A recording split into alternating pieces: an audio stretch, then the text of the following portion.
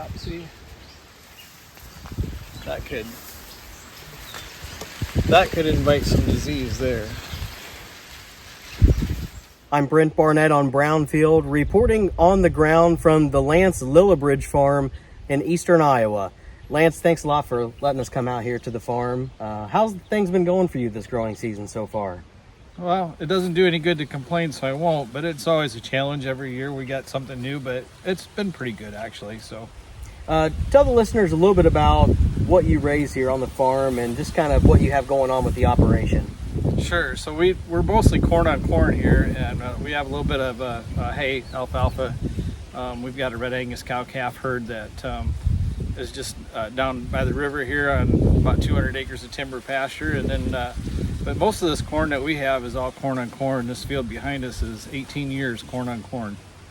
You know, obviously a lot of talk here this year about the moisture and the wet conditions we had during the spring, and still seeing some rains here in the summer as we talk here in mid-July. What has it been like over on this side of the state in eastern Iowa? So just last week I was digging with a mini excavator, and we'd had about an inch of rain a day and a half before I was digging, and I was surprised how dry the soil was. The subsoil moisture is not what one would think with all the rains that have been around. A lot of the storms have been going by us to the north and to the south, but we've been getting just enough moisture to keep corn looking good and all the crops as far as that go. Best hay crop we've ever had. So I was really surprised at how dry the soil was. So there was no mud. I mean, we dug down 6 feet and no water. I know, talking to you a couple years ago out here, you had mentioned you had one of the best crops you'd ever had. Are you having good expectations for this year's crop? Yeah, I think we're going to have a good crop. I don't think we're going to have a bad crop, but I hate to set the bar too high and then be disappointed. Things are looking pretty good so far. So, last few years we've been dry, and it's been amazing the crop that we've got. And so if we get too wet, I think that's almost worse than being too dry. So, any concerns for the season with the wet conditions, either with disease pressure or pest pressure? We're always concerned about pest pressure, and walking out here in this field today, we only seen one rootworm beetle, so I think that's great.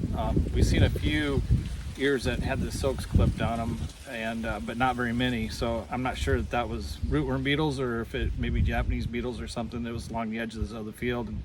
And as far as disease goes, we're really not seeing anything, so we think that's good. We will still probably spray a fungicide here in the next week. We're just coming to brown silk. So what strategies have you implemented here in recent years to help mitigate corn rootworm? So we put a system on the planter called SimPass, and it's a system that you can apply granular insecticide, but it's also a system that you can apply other products as well if you want whatever's available, fungicide or micronutrient or something like that, and you can do it in prescription. So we kind of like being able to test the soil and find the DNA for the rootworms, and if we have DNA present, then we'll treat the soil. If we don't, then we have the option to not treat the soil. And then when we spray our fungicide, we'll use a beetle balm as well, just to try to control the adult insects. And that seems to be doing a really good job. I know you said disease pressure, not really having any here on the farm this year. Have you heard of any reports of tar spot in this area of the state? I haven't heard anybody say anything about tar spot in our county here yet. So let's keep it that way and hope that we don't have that. I have heard it creeping up in other places, and people are talking about it and being concerned. So they can keep it. We don't want it. What are some things that you'll be monitoring moving forward now as we get closer to harvest? Well, really, we're going to go ahead and spray fungicide because of the high humidities that we've had, and we're going to try to stay in front of that disease and keep that inoculum down.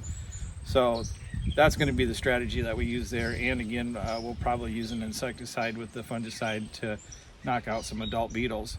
After that, it's just wait until harvest. Lance, thanks a lot for having us out for an update. You bet. Thanks a lot, Brent. Again, that's Lance Lillibridge, farmer here in eastern Iowa. I'm Brent Barnett, reporting for Brownfield Ag News.